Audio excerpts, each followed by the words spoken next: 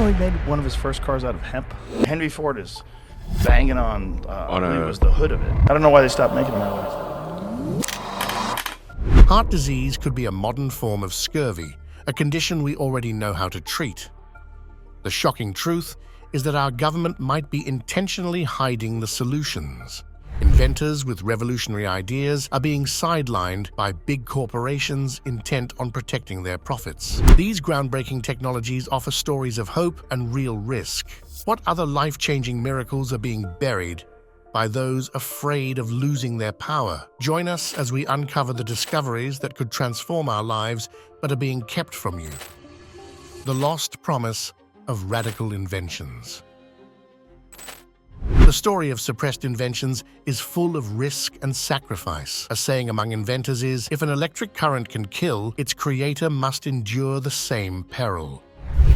Ladies and gentlemen, if my electric current kills, then I deserve to be its victim myself. This captures the danger faced by those challenging powerful interests to bring new ideas to light. One example is the engine powered by water, a brilliant idea quickly pushed aside. There was also technology to burn hydrogen as slowly as coal, but it was ignored, perhaps because it threatened existing energy interests.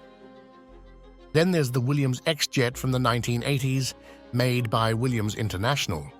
It was a small, lightweight aircraft for one person, able to take off and land vertically. Powered by a modified turbofan engine, the pilot could steer by leaning, allowing it to move quickly, hover, spin, and fly for 45 minutes at speeds up to 60 miles per hour. However, the US Army dismissed it in favor of helicopters and drones, and the idea was abandoned. Next is Dr. Thomas Henry Moray's radiant energy device from the early 1900s. Weighing only 60 pounds, it could harness 50,000 watts of electricity from the natural energy in empty space. Moray struggled to find funding and faced opposition from the Rural Electrification Agency, which allegedly preferred to transfer his technology to the Soviet Union rather than support it. In a world where tales of stifled innovation are common, stories of suppressed inventions and the forces that hinder them show a tragic loss of potential. These tales reveal how the desire to maintain control and maximize profits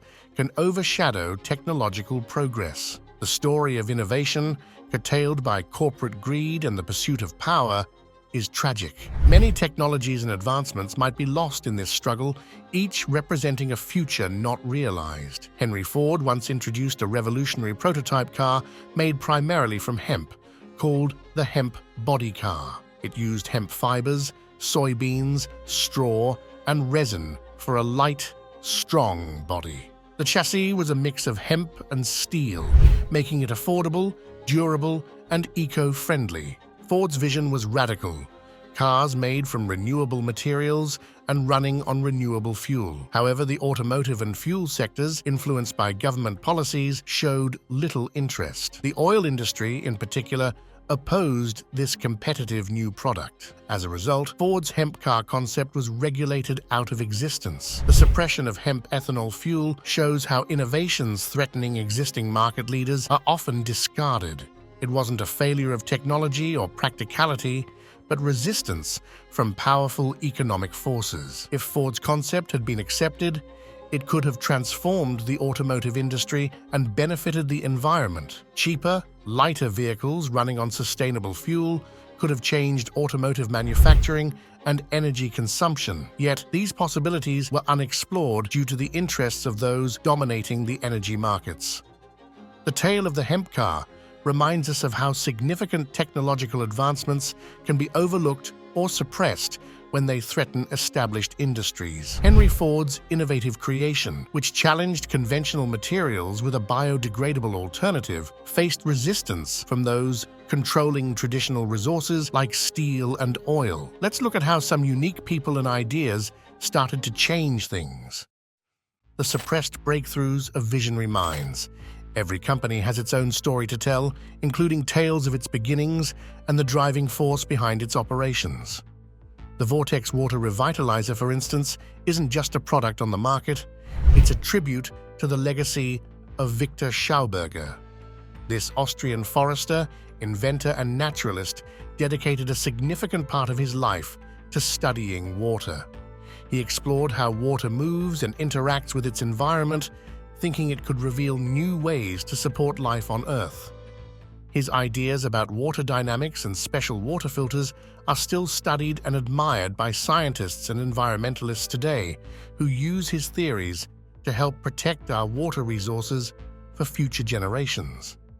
Then there's the curious case of Coral Castle, a peculiar structure in Florida. Built by Edward Leeds Kalnin, a solitary and somewhat figure, this stone garden is made up of large limestone blocks arranged into various shapes, including walls, furniture, and even a sundial. The construction of Coral Castle is shrouded in tales that suggest Leeds Kalnin built it alone, using methods that some say could have involved unconventional physics or other unexplained techniques. Now a tourist spot, the castle continues to attract those fascinated by Leeds Kalnin's potential methods and his solitary dedication to creating such a monumental structure. The realm of the peculiar and the unexplained, the story of Viktor Stepanovich Grebennikov unfolds, a self-taught entomologist from Russia who made the extraordinary claim of having constructed a levitating device. This apparatus, as he asserted, was powered uniquely by the remains of insects. Grebennikov described in great detail his flights over the Russian landscapes aboard this handcrafted platform, blending these accounts with encounters of phenomena often linked to the insect world. His narratives, rich with descriptions of these experiences, were penned without the validation of the established scientific community, leaving them adrift in a sea of skepticism. Despite this lack of scientific endorsement, Grebennikov's stories continue to spark curiosity and wonder among those who discover his writings. His tales capture the imagination, inviting readers into a world where the lines between scientific possibility and the fantastical blur, offering a glimpse into what might be, if only in the realm of imagination. These stories, though they come from different corners of the world and involve vastly different pursuits, all delve into the realm of human curiosity and innovation. They challenge us to consider the boundaries of human knowledge and the lengths to which individuals will go to break through conventional understanding.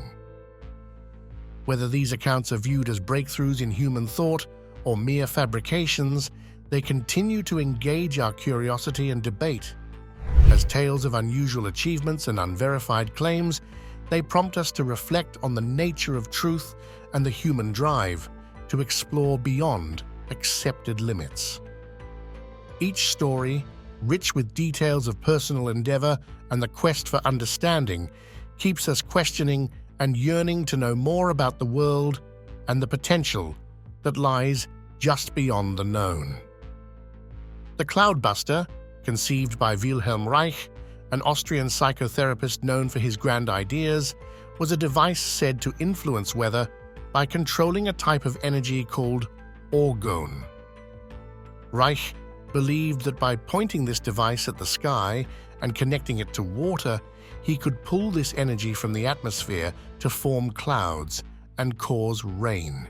Despite conducting many tests, which he referred to as cosmic orgone engineering, no solid proof ever emerged to show that his device could actually affect the weather in any meaningful way. The whole concept of orgone remains dismissed by the scientific community as nothing more than pseudoscience. The story of the General Motors EV1, an early electric vehicle, is another example of innovation meeting resistance. Introduced in the 1990s, the EV1 came from a prototype called the Impact, developed in response to California's push for automakers to sell zero-emission vehicles.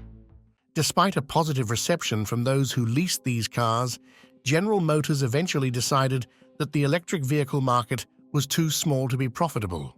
By 2001, nearly all of the EV1S were recalled and destroyed, much to the dismay of its small but passionate group of users.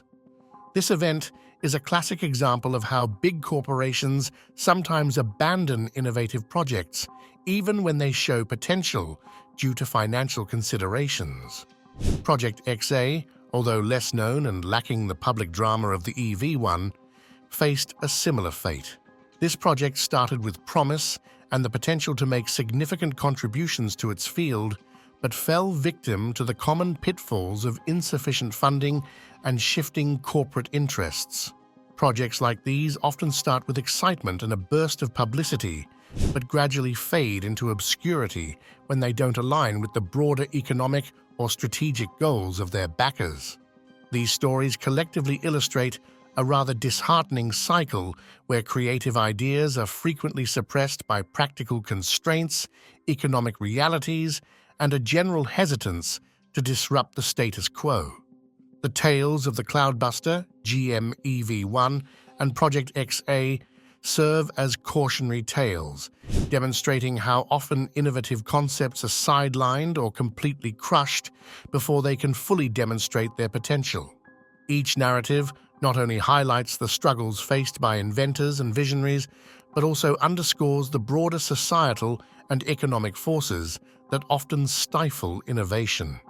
In reflecting on these examples, see a clear portrayal of the barriers that innovators often encounter, painting a picture of a world that sometimes seems to fear the very progress it seeks.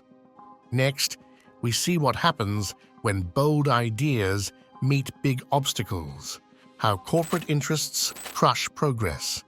James D. Mould's work on a cigarette that wouldn't cause cancer should be infuriating to both smokers and non-smokers alike. His project, known as Project XA, should have been a game changer. Despite long-standing suspicions that tobacco companies often misled the public about the dangers of smoking, the outright disregard of Mould's research starkly illustrates the depth of the industry's greed. Mould wasn't just innovating, he was aiming to revolutionize smoking with his creation of the XA or palladium cigarette. His approach was ingenious. By incorporating palladium and magnesium nitrate, he developed a cigarette that could neutralize the harmful chemicals that typically cause cancer. Lab tests showed promising results in reducing cancer rates among animals. Yet, when it came time to introduce this breakthrough product to the market, tobacco executives turned their backs, swayed by lawyers who feared a flood of legal actions from those harmed by their older, more dangerous products. Lester Hendershot's experience with his invention, the Hendershot generator, tells a similar story of thwarted innovation. For over 30 years, Hendershot worked on a device that claimed to tap into a magnetic force field, an invention that only seemed to work when he operated it. Although he never managed to fully explain why his device worked, it consistently impressed during demonstrations, including one attended by famed aviator Charles Lindbergh. The press and public witnessed its effectiveness through several tests and demonstrations that it passed successfully. But when Hendershot tried to take his invention international and expand into Mexico, he ran into a wall of political pushback that eventually pushed him and his generator into the shadows of history. The losses are not just personal for the inventors, but societal, as these technologies could have led to safer products and new energy solutions. The discouragement and eventual disappearance of these inventions under such pressures show a troubling aspect of how progress can be controlled and limited. Such actions deprive the public of healthier choices and innovative technologies that could reshape everyday life, illustrating a grim reality where profit and power often trump public good. By the turn of the 20th century, Nikola Tesla had established himself as a leading figure in electrical engineering in the United States, largely due to his high-profile triumph over Thomas Edison in what many called the Battle of the Currents. Following this public victory, Tesla didn't just sit back and enjoy his fame. Rather, he plunged headlong into his next grand project, the Wardenclyffe Tower. Built between 1901 and 1905, this tower was Tesla's bold step towards a radical vision. He wanted to turn the Earth itself into a giant transmitter for wireless communication. Tesla's dream was to create a network that could send music, news, financial updates, military messages, and pictures across the globe without wires. This concept, if realized, would have been something akin to an early wireless version of the internet. The tower at Wardenclyffe would serve as a hub from which all these signals would radiate, using the Earth to spread them far and wide. But the scale of Tesla's ambition was enormous, perhaps too much so. His vision blended genuine scientific ingenuity with a flair for the dramatic that characterized much of his work. He wanted more than just to innovate. He wanted to revolutionize how people communicated. Despite the groundbreaking nature of his ideas, the reality of bringing such a visionary project to life was fraught with challenges. Tesla's previous experiments, including those with his Tesla coils, had successfully demonstrated the principles of wireless transmission over short distances. Encouraged by these successes, he envisioned the Wardenclyffe Tower as a leap towards making long-distance wireless communication common. However, his aspirations often stretched far beyond the immediate technological capabilities of his time, straddling the line between what was scientifically possible and what remained in the realm of speculative science. As Tesla poured more energy and resources into the tower, the financial demands of the project began to spiral.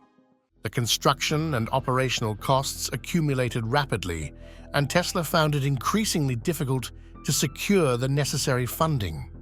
His relentless pursuit of a grandiose dream started to alienate his investors, whose patience wore thin as they saw more practical and immediate applications of electricity being sidelined. Despite Tesla's charismatic pitches and bold assurances, the money required to complete Wardenclyffe kept ballooning, and no tangible results were in sight to reassure nervous backers. The mounting financial pressure eventually became too great to withstand. Tesla's ambitious project, which had begun with such promise and excitement, started to falter under the heavy burden of unrealized potential and unmet expectations. By 1917, the incomplete and financially unsustainable tower was dismantled. Its components were sold to pay off some of Tesla's debts. The site, once buzzing with activity and hope, stood empty, a stark reminder of what happens when dreams outpace reality.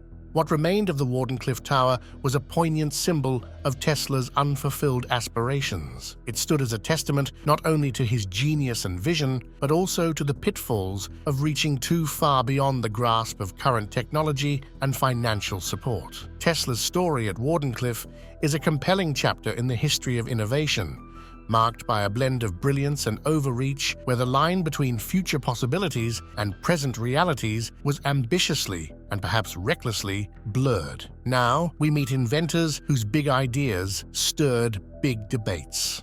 How new ideas meet old resistance. Stan Meyer once claimed he had invented a car that could run entirely on water. He said this car didn't need gasoline at all because it used something he called a water fuel cell.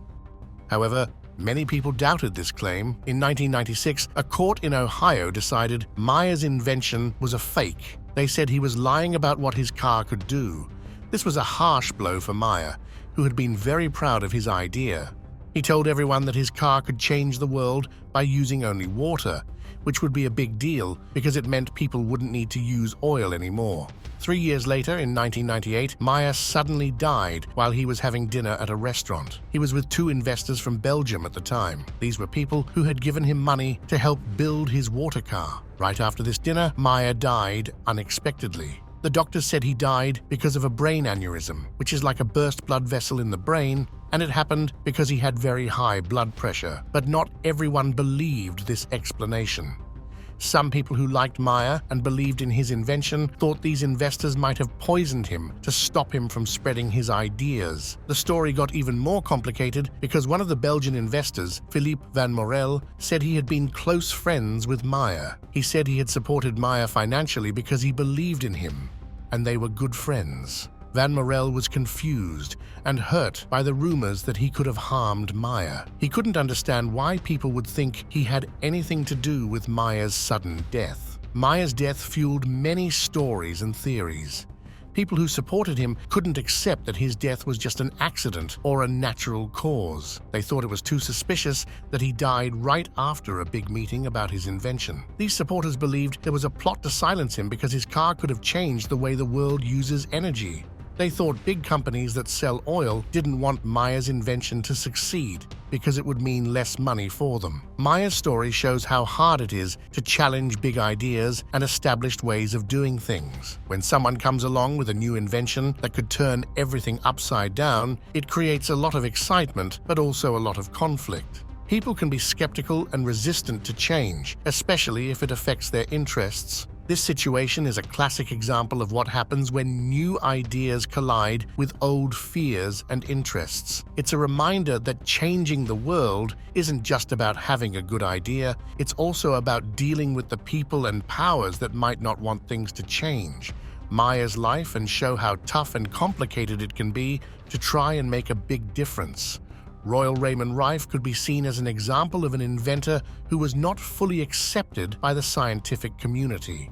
Rife, an American inventor with notable skills, improved the field of microscopy with his advanced time-lapse cinematography. His microscopes claimed to achieve levels of magnification that many thought impossible. But his most controversial creation was the oscillating beam ray, which he claimed could cure diseases by targeting and destroying disease organisms with radio waves, a concept that intrigued some and raised eyebrows among others. Despite collaborating with scientists, doctors, and other inventors during his time, and having some of his work mentioned in respectable publications like the 1944 Smithsonian Institute report, the larger scientific community, including heavyweights like the American Medical Association and the American Cancer Society, dismissed his theories. These institutions, grounded in traditional scientific views, labeled Rife's ideas as unscientific. Nevertheless, a dedicated group of followers continues to support his ideas, holding onto the belief that electromagnetic waves could potentially destroy harmful cells. We now explore how business interests can slow or block new ideas. Innovators versus mainstream views.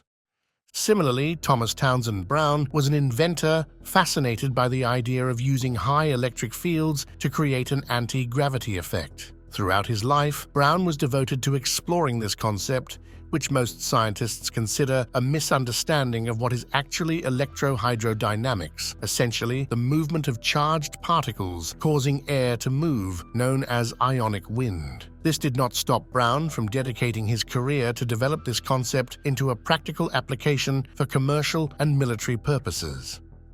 His pursuit led to what is commonly referred to as the Biefeld-Brown effect, which inspired many hobbyists and amateur scientists to create their own devices, often called lifters, that use high voltage to achieve propulsion. Both Rife and Brown represent a type of inventor who is often seen as too far ahead of their time or too unconventional, their inventions straddling the line between groundbreaking and implausible. Their contributions, mixed with both innovation and controversy, continue to spark discussions and attract a subset of enthusiasts who challenge the limits of mainstream scientific thought. Their stories are examples of how the inventor can be filled with both recognition and skepticism, pushing the envelope on what is accepted as possible or factual in the world of science.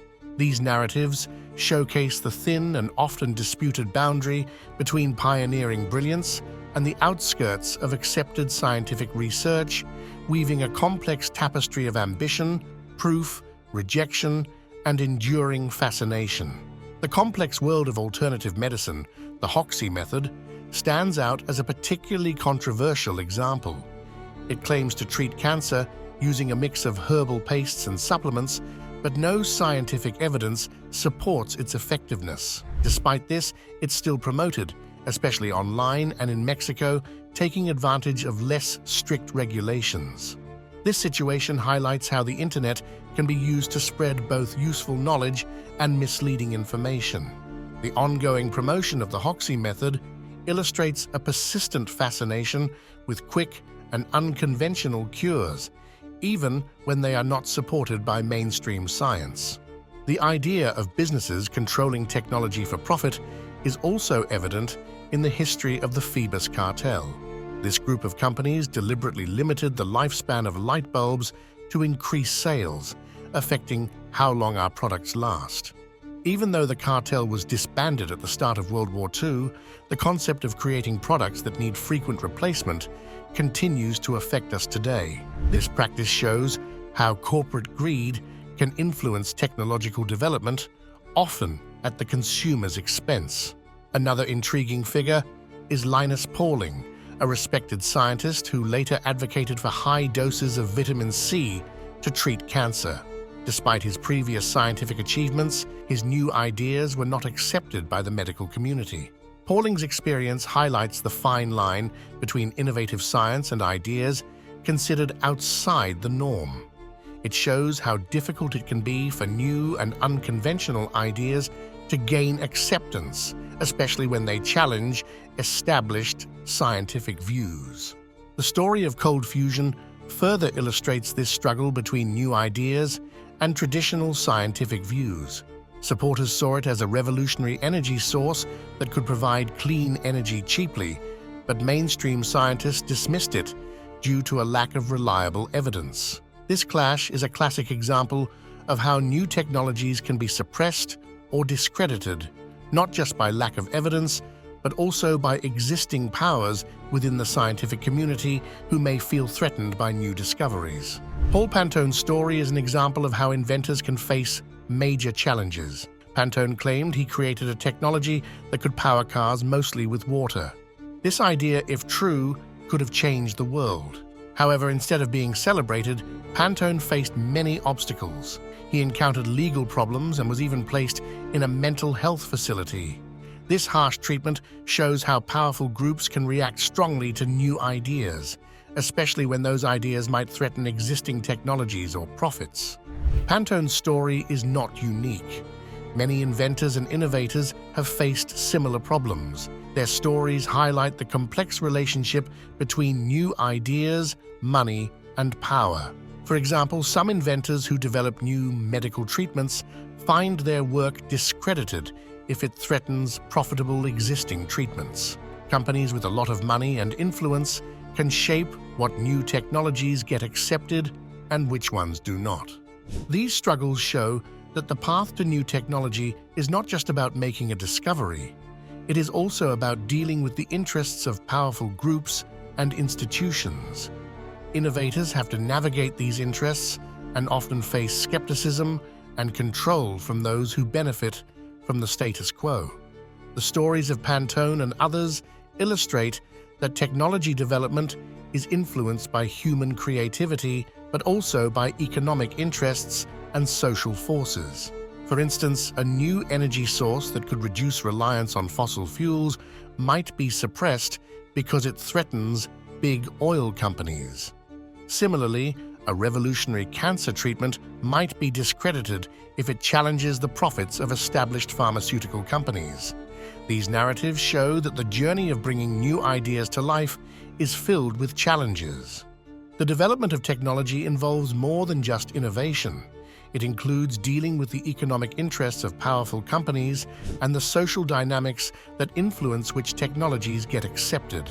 This often means that new ideas face a lot of resistance before they can be adopted. Despite the potential for positive change, many new technologies are suppressed or discredited if they threaten existing industries or profits. Paul Pantone's story and others like it paint a detailed picture of how innovation, profit motives, and the acceptance of new ideas are deeply intertwined. These stories demonstrate that the journey from invention to adoption is a challenging one, shaped by a mix of human ingenuity, economic interests, and social dynamics. Innovators must often overcome significant obstacles to bring their ideas to fruition, showing that the path to technological advancement is complex and multifaceted. What are your thoughts on the ethics of suppressing innovation for profit? Share your opinions below, and don't forget to like, comment, and subscribe for more discussions.